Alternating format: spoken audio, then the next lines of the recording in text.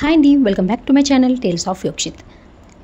ఇది ఒక travel vlog. మేము ఒక ట్రిప్కి అయితే వెళ్తున్నాము. సో ఆ ట్రిప్లో మేము ఏమేమి ప్లేసెస్ చూసాము, అసలు ఏ ప్లేస్కి వెళ్ళాము అవన్నీ అయితే ఈ వ్లాగ్లో ఉంటుంది. అస్సలు స్కిప్ చేయకుండా లాస్ట్ వరకు అయితే చూడండి. వ్లాగ్ అయితే చాలా బాగుంటుంది. ఇంకా ఎర్లీ మార్నింగ్ అయితే మేము 6 o'clock లేచేసాము. చూడండి, మన నిద్ర ముఖాలు ఉన్నాయి, ఇంకా మా ఫేసెస్ కూడా. ఇంకా క్యాబ్ బుక్ చేసేసుకున్నాము.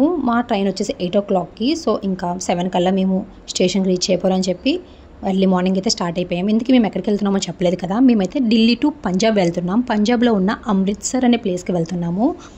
అక్కడ కొన్ని విజిటింగ్ ప్లేసెస్ ఉన్నాయంట, టూరిస్ట్ ప్లేసెస్ టైపు. సో అక్కడికైతే వెళ్తున్నాము. మేము ఏవే ప్లేసెస్కి వెళ్ళాము అనేది అయితే ఈ వ్లాగ్ చూస్తే మీకు తెలుస్తుంది. ఇది నాకు మోస్ట్ మెమొరబుల్ ట్రిప్ అని చెప్పాలి. ఎందుకంటే మా యోక్షితో అయితే మేము ట్రిప్కి వెళ్తున్నాం కాబట్టి. ఫస్ట్ ట్రిప్ మా యోక్షికి. మ్యారేజ్ అయిన తర్వాత నేను మా హస్బెండ్ వెళ్ళిన సెకండ్ ట్రిప్. ఫస్ట్ ట్రిప్ అయితే మేము ఆంధ్ర నుంచి ఒరిస్సా వెళ్ళాము. అది కూడా అరకు గృహల్లో నుంచి. నిజంగా అది చాలా మెమొరబుల్ ట్రిప్ మాకైతే. మా రిలేటివ్స్ ఇంటికి వెళ్ళాము. అండ్ తర్వాత ఇదే సెకండ్ ట్రిప్ మా యోక్షితో వెళ్తున్నాము. ఎర్లీ మార్నింగ్ ట్రాఫిక్ చూసారా ఢిల్లీలో, అసలు ఏదో కార్ రేసింగ్ ఏదో అవుతున్నట్టు కార్లు ఉన్నాయన్నీ. ఇంకా మేమైతే స్టేషన్కి అయితే రీచ్ అయిపోయాము.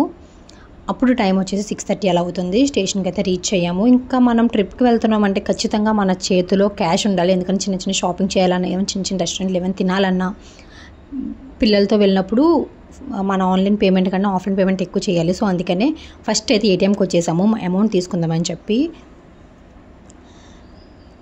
అందుకే ఇంకా క్యాష్ క్యారీ చేస్తే బెస్ట్ అని చెప్పి ఇంకా మా హస్బెండ్ కూడా క్యాష్ తీసేసుకున్నారు. ఇంకా మేమైతే లోపలికి వెళ్ళిపోతున్నాము. ఇక్కడ ఢిల్లీలో స్టేషన్లో ఎంత చెకింగ్ ఉంటుందంటే ఇదే పెద్ద హెడ్ఏక్. చాలా టైం పడుతుంది. మన లగేజ్ అంతా పెట్టాలి, వెళ్ళాలి, అన్నీ అవుతుంది. ఇంకా మేము వెళ్ళేటప్పటికి మాది ప్లాట్ఫామ్ నెంబర్ 1 బట్ కానీ అక్కడ వేరే ట్రైన్ ఉంది. చాలాసేపు అయితే వెయిట్ చేసాము. మా హస్బెండ్తో మెయిన్ ప్రాబ్లం ఇదే. 1 hour ముందే తీసుకొచ్చేస్తారు. మాకు 8 o'clockకి ట్రైన్. మేమైతే 7కి బిఫోరే వచ్చేసాము స్టేషన్కి. ఇంకా మా యోక్షితో అలాగా టైంపాస్ చేసిన తర్వాత అయితే ట్రైన్ వచ్చేసింది. ఒక 20 minutes ముందే ట్రైన్ అయితే ప్లాట్ఫామ్ పెట్టేశారు. మీకు చెప్పలేదు కదా, నేనైతే ఫస్ట్ టైం శతాబ్ది ఎక్స్ప్రెస్లో అయితే ట్రావెల్ చేస్తున్నాను. అంటే వందే భారత్లోనే ఉంటుందంట ఈ ట్రైన్ కూడా. నిజంగా చాలా మంచి ఎక్స్పీరియన్స్ ఇలాంటి ట్రైన్లో జర్నీ చేయడము. ఇక్కడ ఢిల్లీ నుంచి అమృత్సర్ అనే ప్లేస్కి 6 hours జర్నీ. ఇది శతాబ్ది వందే భారత్లో అయితే అంత 6 hours వెళ్తాము. లేదు నార్మల్గా అయితే 8 hours 9 hours అలా పడుతుంది. అందుకే మేము శతాబ్ది బుక్ చేసుకున్నాము. ఇంక ఇక్కడ మాకు లక్కీయెస్ట్ పార్ట్ ఏంటంటే మాకు మిడిల్లో సీట్ వచ్చింది. అండ్ మాకు ముందు ఒక టేబుల్లా కూడా అరేంజ్మెంట్ ఉంది. ఇంకా మాకే అలా ఉంది. వెనకాల సీట్లు అన్నీ నార్మల్గా ఉన్నాయి, ఫ్లైట్లో ఎలా ఉంటుందో అలా ఉన్నాయి. బట్ కానీ ఇది టేబుల్ ఉంది. ఇంకా మా యోక్షిని అయితే అక్కడ కూర్చోబెట్టేసి మార్నింగ్ మేము స్నాక్స్ స్టార్ట్ చేసాము. ఫస్ట్ స్నాక్స్ తిన్నాము. అసలు ఈ ట్రైన్లో మేము ఏం చేసామంటే తినడమే పని. ఇంకా ఫుడ్ అది కూడా మాకు ఇచ్చారు. అసలు ఫుడ్ ఏమి ఇచ్చారు అని కూడా మీకైతే చూపిస్తాను. ఇక్కడ మా యోక్షి అయితే ఆవు ఆవు అంటున్నాడు చూడండి.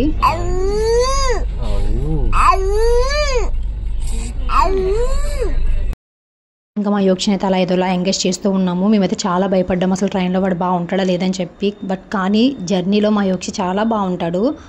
తింటాడు, పడుకుంటాడు, ఆడుకుంటాడు. ఒక్కొక్కసారి క్రాంక్ అయిపోతేనే ఏడుస్తాడు. మనం వాడితో అలా ఏదో ఒకలాగా టైం పాస్ చేస్తే వాడైతే చాలా బాగుంటాడు. ఇంకా అలా అయితే వాడిని ఎంగేజ్ చేస్తున్నాము. ఇక్కడ ఫస్ట్ రాగానే మాకైతే ఫస్ట్ వాటర్ బాటిల్స్ ఇచ్చారు. రైల్ నీరని చెప్పి water bottle and news paper, ఈ 2 అయితే ఇచ్చారు. మనకు న్యూస్ పేపర్తో టైంపాస్ అవుతుందని చెప్పి ఫస్ట్ వాటర్ బాటిల్ అయితే ఇచ్చేసారు. ఇంక ఇవైతే ఢిల్లీ స్లమ్ ఏరియాస్. ఇంకా ట్రైన్ అయితే స్టార్ట్ అయిపోయింది. ఫుల్ ఏసీ వేశారు. బయట అయితే వర్షం పడుతుంది ఫుల్గా. ఇంకా మా యోక్షికి అయితే యాపిల్ ఇచ్చాము. ఇంకా వాడు తినేది ఏమి ఉండదు, బట్ కానీ అలా వాడికి టైంపాస్ అవుతుందని చెప్పి అయితే యాపిల్ ఇచ్చాము. ఇంకా ట్రైన్ స్టార్ట్ అయిన 10 minutesకే మళ్ళీ మాకైతే చాయ్ ఇచ్చారు. అది కూడా మనం మన చేతులతో ప్రిపేర్ చేసుకోవాలి చాయ్. ఇదే ఆ చాయ్ ట్రే తీసి ఇచ్చారు. బిస్కెట్ ప్యాకెట్ ఒకటి and milk powder, hot water and chai kit, tea kit అని చెప్పి ఇది ఇచ్చారు. మనకు కావాల్సినంత వేసుకొని షుగర్ అది కలుపుకొని చేసుకోవడమే. ఇంక ఇక్కడ మా యోక్షిని అలా డాడీ అయితే ఆడిపిస్తున్నాడు.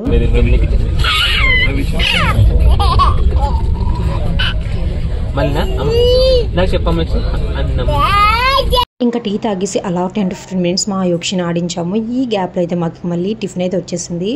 టిఫిన్లో కూడా మాకు ఏమేమి ఇచ్చారంటే brown bread, Frooti and chana curry ఇచ్చారు. దీనికి కొంచెం సాస్ ప్యాకెట్స్ అవి కూడా ఇచ్చారు. బయట అయితే క్లైమేట్ సూపర్గా ఉంది. లోపల ట్రైన్లో అలా వ్యూ చూస్తుంటే నిజంగా సూపర్గా ఉంది. పొలాల మధ్య నుంచి వెళ్తుంది ట్రైన్. అండ్ ఇంకా కాసేపు అయిపోయిన తర్వాత మేము మా యోక్షి కోసం అయితే ఇంటి నుంచి ఫుడ్ అయితే తీసుకొచ్చాము. ఆ ఫుడ్ వాడికి పెట్టాము. వాడు తినేసిన తర్వాత ఇంక నేను మా హస్బెండ్ కూడా ఆ ఫుడ్ తినేస్తున్నాము. ఇంక ఈ ట్రైన్లో మా ఎక్స్పీరియన్స్ ఏంటంటే నిజంగా చాలా బాగుంది. ఫ్లైట్లో జర్నీ చేసిన ఫీలింగే వచ్చింది. లోపల స్పేషియస్గా, నీట్ అండ్ క్లీన్గా, అసలు ఎంత బాగుందంటే చాలా బాగుంది. ఏం డిస్టర్బెన్సెస్ ఉండవు. ఫుల్ ఏసీ, మనకి సీట్స్ కూడా చాలా బాగున్నాయి. మాకు మిడిల్ సీట్ రావడం వల్ల అదొక ప్లస్ పాయింట్ అయింది. ఇంకా అలా మా యోక్షి కూడా చాలా బాగా ఎంజాయ్ చేశాడు. ఇంకా పడుకుని పోయాడు. ఇంక ఈ ఫుడ్ తినేసి ఇంకా మేము కూడా ఒక నాప్ వేసి లేచే లోపు మాకు మళ్ళీ ఫుడ్ అయితే వచ్చేసింది.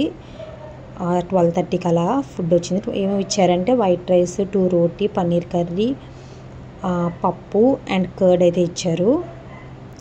ఇంకా మేము ఫుడ్ తినేసి మళ్ళీ మేమైతే 1 గంట అలా పడుకుని పోయాము. ఇంకా ఫుడ్ తిని పడుకున్నాము. ఫుల్ డీప్ స్లీప్లోకి వెళ్ళిపోయాము. లేచేసరికి ట్రైన్ అంతా ఖాళీ అయిపోయింది. ఇంకా మేము మాది నెక్స్ట్ స్టేషన్ అని చెప్పాడు మా హస్బెండ్. ఇంకా మాకైతే ఐస్ క్రీమ్ అయితే తెచ్చిచ్చారు. ఇంకా లాస్ట్లో ఇదే ఫైనల్. ఇంకా ఈ ఐస్ క్రీమ్ అయితే తినేసాము. ముందు ఇచ్చిన ఫుడ్ మాత్రం మేమైతే కంప్లీట్ చేయలేకపోయాము. ఎందుకంటే మేము ఇంటి నుంచి తెచ్చుకున్న ఫుడ్ తినడం వల్ల ఇక్కడ ఇచ్చిన ఫుడ్ అయితే మిగిలిపోయింది, వదిలేసాము. ఇంకా ట్రైన్ అంతా అయితే ఖాళీ అయిపోయింది. మా యోక్షి ఫుల్ తిరుగుతూనే ఉన్నాడు ట్రైన్ అంతా. ఫుల్గా మాకన్నా బాగా మా యోక్షి అయితే ఎంజాయ్ చేశాడు. మాది మిడిల్ సీట్ వచ్చిందని చెప్పాను కదా. ఇంకా మిడిల్ సీట్కే ఆ టేబుల్ లాగా అయితే ఫెసిలిటీ ఉంది. అండ్ ఇక్కడ వెనకాలన్నీ అయితే ఇలా ఉన్నాయి. మనం బాక్సెస్ పెట్టుకోవడానికి చిన్న టేబుల్ టైప్, అండ్ పేపర్స్ పెట్టుకోవడానికి, వాటర్ బాటిల్ పెట్టుకోవడానికి అయితే ఇలా ఉన్నాయి. Hi, finally we reach to Amritsar. ఇప్పుడు మేము ఏ ప్లేసెస్కి వెళ్తాం ఏంటనేది మీరైతే చూసేయండి. ఇది అయితే అమృత్సర్ రైల్వే స్టేషన్. చూడండి, ఫుల్ రెడ్ అండ్ వైట్ కలర్తో ఉన్నాయి. మ్యాక్సిమం బిల్డింగ్స్ అన్ని ఇక్కడ రెడ్ కలర్తోనే ఉన్నాయి. అండ్ ఇంకా మేము స్టేషన్ నుంచి బయటకు వచ్చేసిన తర్వాత ఇక్కడైతే ఒక బస్సు ఉంది. ఇది ఫ్రీ బస్ అంట. రైల్వే స్టేషన్ నుంచి గోల్డెన్ టెంపుల్కి వెళ్తుంది బస్సు. మా ప్లాన్లో గోల్డెన్ టెంపుల్ కూడా ఉంది, బట్ కానీ మార్నింగ్ అయితే మేము విజిట్ చేయకూడదు అనుకున్నాము, నైట్ విజిట్ చేయాలనుకున్నాము. సో అందుకనే గోల్డెన్ టెంపుల్కి అయితే మేము వెళ్ళలేదు. ఇంకా మేము అక్కడే దగ్గరలో ఉన్న జలియన్ వాలాబాగ్ అనే ప్లేస్కి వెళ్దాం అనుకున్నాము. సో అక్కడికి మేము ఆటో అయితే మాట్లాడుకుంటున్నాం. ఇంకా ఒక ఆటో అయితే బుక్ చేసుకొని వెళ్ళిపోయాము. కానీ నేను ఇలా వీడియో తీస్తుంటే డ్రైవర్ నాకు చెప్తున్నాడు, మొబైల్ బయటను పెట్టొద్దు, లోపల పెట్టేసుకోండి అని చెప్పి. అంటే పక్క నుంచి లాక్కొని వెళ్ళిపోతారంట మొబైల్స్. ఇంకా అందుకని డ్రైవర్ అయితే నాకు వార్న్ చేశాడు ఒకసారి. ఓకే అని చెప్పి ఇంకా లోపల పెట్టుకొని వీడియో తీస్తున్నాను. ఇక్కడ బిల్డింగ్స్ అన్నీ ఇలా రెడ్ కలర్తో ఉన్నాయి. అంటే హిస్టారికల్ ప్లేసెస్ టైప్ అనుకుంటా ఇలా ఉంటే. ఇంకా మేము వెళ్ళాల్సిన జలియన్ వాలాబాగ్ ప్లేస్కి అయితే వచ్చేసాము. ఇక్కడే గోల్డెన్ టెంపుల్ కూడా చాలా దగ్గరే రెండును. బట్ కానీ గోల్డెన్ టెంపుల్ నైట్ వ్యూ బాగుంటుందని చెప్పి మేము అదైతే నైట్కి ప్లాన్ చేసుకున్నాము. ఫస్ట్ అయితే జలియన్ వాలాబాగ్ వెళ్ళిపోదాం అనుకున్నాము. ఇక్కడైతే ఇలా ఉంది ఫుల్గా రెడ్ కలర్లో. ఇక్కడ మేము వెళ్ళబోయే నెక్స్ట్ ప్లేస్ కోసం ఇక్కడ ఆటో అయితే మాట్లాడుతున్నాము. ఇక్కడ నిజంగా చాలా మోసాలు జరుగుతాయి. మాకు ఇద్దరికి 500 తీసుకున్నారు, బట్ కానీ 300 తీసుకుంటారంట. బట్ మేము ముందే మాట్లాడుకొని అడ్వాన్స్ అది కట్టడం వల్ల మేము ఇంకా ఆటో మీద అయితే వెళ్ళాల్సి వచ్చింది. అది మీకు తర్వాత చూపిస్తాను. ఇప్పుడైతే ప్రెజెంట్ జలియన్ వాలాబాగ్ వచ్చేసాము. ఇక్కడ చూడండి ఎంత క్రౌడ్ ఉందో, అసలు చాలామంది వచ్చారు విజిటింగ్కి. ఇది టూరిస్ట్ ప్లేస్ అంట, అందుకని చాలామంది వచ్చారు. ఈ జలియన్ వాలాబాగ్ చూసి మేము 3:30 కల్లా అయితే రిటర్న్ అయిపోవాలి. చెప్పాను కదా ఆల్రెడీ ఆటో మాట్లాడుకున్నాం అని చెప్పి.